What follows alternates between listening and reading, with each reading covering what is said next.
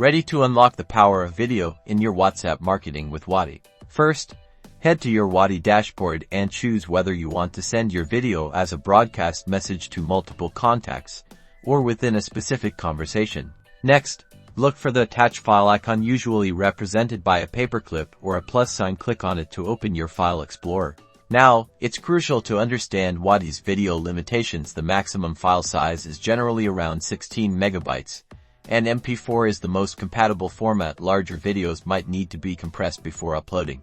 If your video exceeds 16 megabytes, use a video compression tool to reduce its size without significantly compromising quality. Many free online options are available.